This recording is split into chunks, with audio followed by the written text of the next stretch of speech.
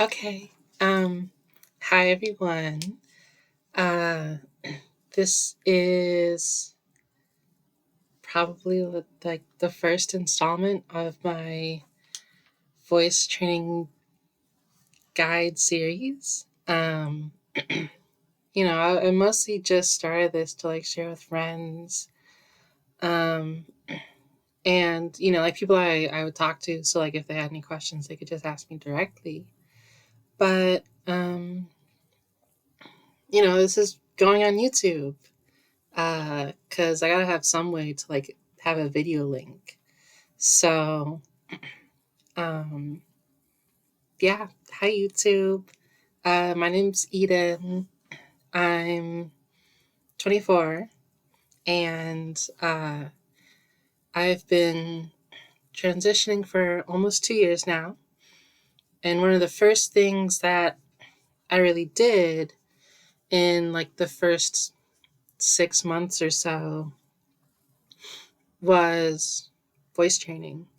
Um, and a lot of that was I had a very good foundation for voice training because I had been a singer for 7 years. Um, all through middle school and high school, I in middle school I sang with the girls.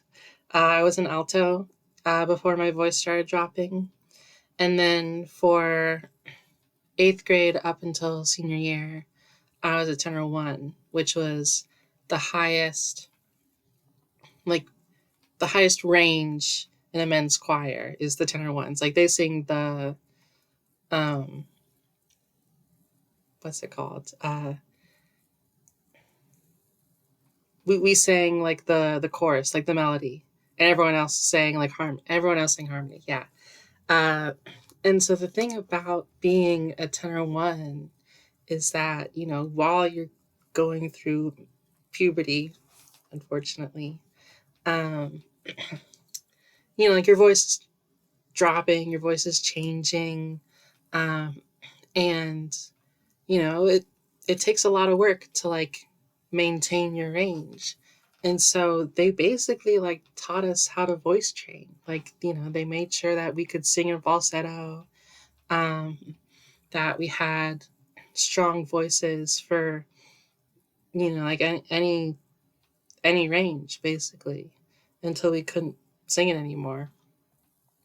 Um, so I had a lot of, like stuff I could go back on uh, while I was voice training. And so I'm gonna try to make a video for, some tips and tricks and exercises I did. But this is sort of just like the intro. Hi, this is my bedroom. Um, I'm drinking an all these seltzer right now. Unfortunately, voice training doesn't make your burps any more feminine. Um, Sorry. I'm pretty sure burps, are the they're louder and deeper the more like volume you have like in your chest and lungs and like in your vocal cords for it to resonate as it travels past. And unless you get a glottoplasty, um, there's not much you can do about it. Uh, uh, I'll keep drinking and then we can see what one of my burps sounds like.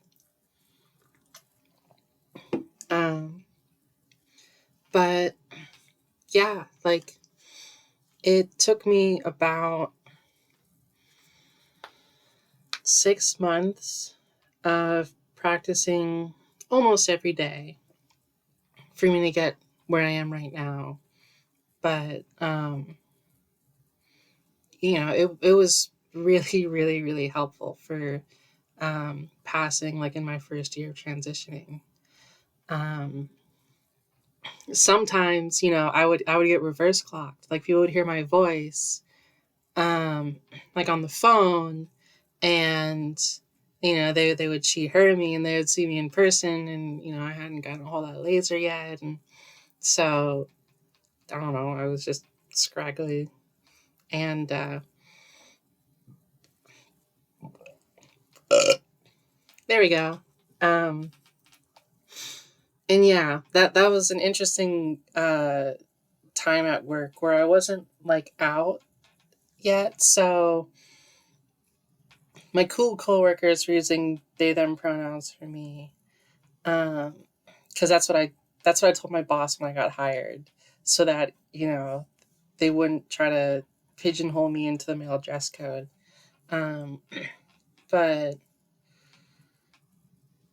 a lot of people used he him for me just because like the my boss wasn't the best at disseminating, like my my pronoun preferences to people. And so when he introduced me to a bunch of people, he was like, "Yeah, here's Eden. He's our new employee."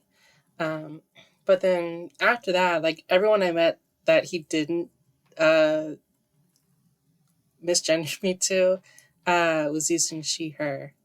So I had all three like major pronoun groups running around at work at one point before I like officially came out. Anyways, I'm rambling. I'm probably just gonna end the video now and then start recording um, just like some chorus exercises. Cool.